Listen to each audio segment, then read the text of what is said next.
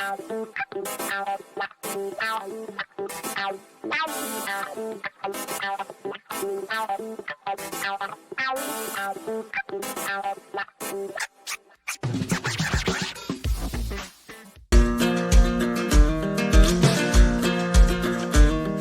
Jennifer Stefano is on the line with us, the Republican strategist, vice president of the Commonwealth Foundation, fellow with the Independent Women's Forum.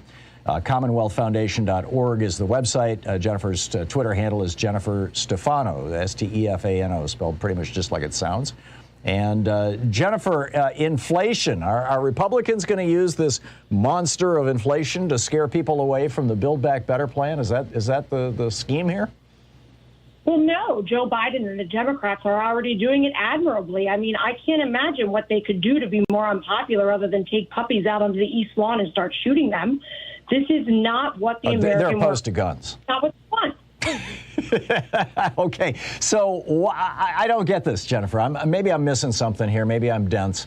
My understanding is that inflation is caused by one of two things: either a shortage of goods, as we saw with the Arab oil embargo back in the 70s, or a reduction in the value of the currency, as we saw when Nixon in 1971 devalued the U.S. currency by 11%, and then the next year devalued it by 10% relative to the pound and the German mark and whatnot. And that 21% devaluation over a 2-year period led to, over about a decade following that, about 20% inflation. How does government spending cause inflation? I've never seen that in any economics textbook. Sure you have. No, I haven't. That's how you devalue the dollar. You flood the market with more of them. Since Joe Biden took office, there has been $5 trillion government dollars thrown into the economy. That devalues the dollar. At the same time, the government paid people to stay home and not work, and that's why we have a massive shortage. It's why there's problems at our ports and problems anywhere you go in America. It puts an enormous burden on the American worker in two ways. Number one, for those still left standing, it's just stressful day in and day out. And number two, now our dollars, when we go to buy milk, when we go to buy gas, when we go to heat our homes this winter, all being driven up by bad government policies under President Biden and the Democrats. It's very problematic. Yeah. So what you're saying is that when the federal government spends money, that causes inflation because it's dollars going into the system. But those dollars are also coming out of the system. The government, in order to spend that money, has to either borrow it or tax it. I mean, this is not the Fed. The federal spending is not. The Fed is what creates or destroys our currency, our money. The Fed determines the number of dollars in circulation. Federal spending has absolutely nothing to do with that. This is a nonsense argument, Jennifer. No, it's not a nonsense argument. If we can continue to look at the trajectory of what's happening, and it hurts the American worker. If you look at wait a second. Where are these dollars being invented? I mean, I will give you that the Fed, in an effort to solve the Bush crash in 2008, flooded the world with dollars. I think it was like 23 trillion or something like that. They pulled back an awful lot of that, but that had to be inflationary. And I'll give you that right now we've got a goods shortage because we've got this giant traffic jam between us and China, in part because China shut down, the Shanghai and Weibo or whatever, the two largest ports for about a month because they had COVID over there. Plus, we are recovering from COVID, and so there's this explosion in demand for goods. I get all that, and those things will cause inflation. And you're right, inflation's real, but it has absolutely nothing to do with federal spending. Federal spending does not cause inflation. No rational economist has ever proposed that. So when you're suggesting that when the Republicans did it, it was the cause of inflation, but when the Democrats do it, it's... No, I'm saying that when the federal government spends money, that's money going out, and if the money only went out, and if the federal government invented $1 trillion new dollars and threw them out into the marketplace, yeah, you might have a 1/100% inflation as a consequence of that, because that would be about that share of the number of dollars in circulation around the planet. But the fact of the matter is, if the government spends $1 trillion, they have to either borrow that $1 trillion or they have to raise it in taxes, which makes it a closed loop. It's not just magic money falling out of the sky. Sure it is. It's magic money flowing out of the sky that that's coming from somewhere. endless stimulus plans, and they put out money not for value. They were not buying goods. They were not buying services. The federal government put money into the economy, just handed it willy-nilly to the states. They could do whatever they wanted. For half the states, the money's sitting in reserve funds that are already flush with cash for education and other things. Which has nothing to do with inflation.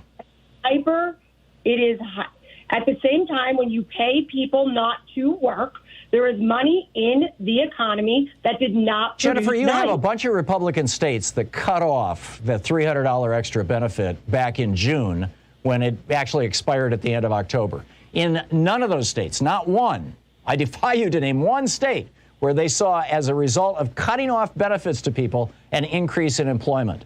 And in fact, when you look at the states that have the highest rate of unemployed people right now who have voluntarily quit, there are 10 states that constitute well over 80% of all the people who quit their jobs in the United States. Those 10 states are Alabama, Arkansas, Florida, Georgia, Kentucky, Louisiana, Mississippi, Oklahoma, South Carolina, and Tennessee. What do those 10 states have in common?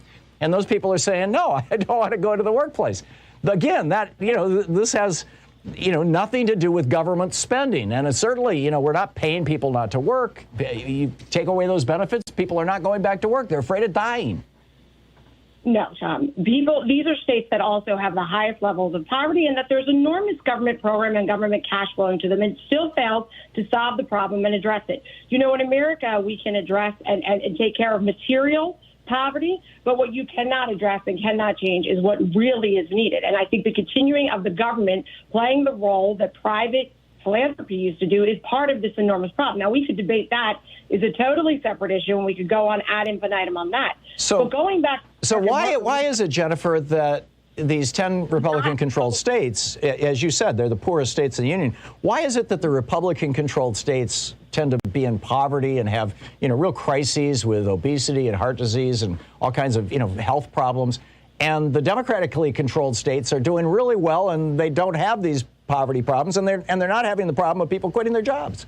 Why would that be? Let me question on you. Why is it in the states where there are the largest Democrat-loving big government programs like Medicaid, are people not getting healthier? Why do you continue to say that government healthcare is so good for all of us? I don't see any of the northern left liberal progressives taking Medicaid, but instead you foist it on to everybody else and say it's a good thing, and then you want to expand it to all the other states. I don't understand what you're saying, Jennifer. You've got 12 states that have not expanded Medicaid. 12 states. Every single one of them is controlled by Republicans. Every single one of them is a former slave state. And those are the states where you've got the deepest poverty in the United States. Well, yes, and why aren't the big Democrat programs working there? I'd like to reverse the question. They're not working there because the Republicans are blocking them.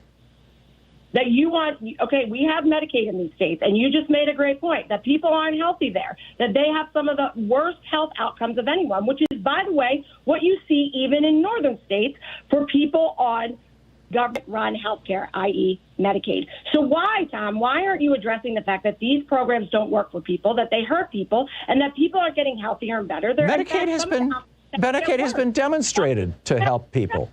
When states expand Medicaid, they get better health outcomes. That's not in dispute.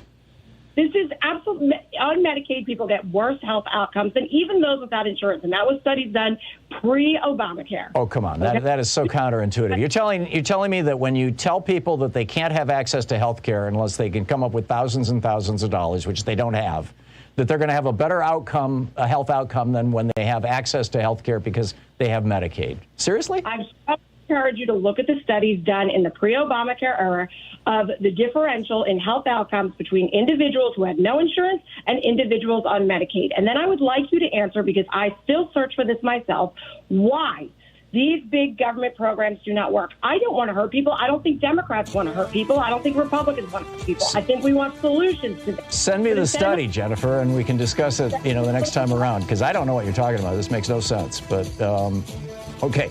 Jennifer, thank you for dropping by today. I appreciate it. Jennifer Stefano, Republican strategist, vice president of the Commonwealth Foundation, commonwealthfoundation.org. Jennifer Stefano on Twitter. Jennifer, thank you.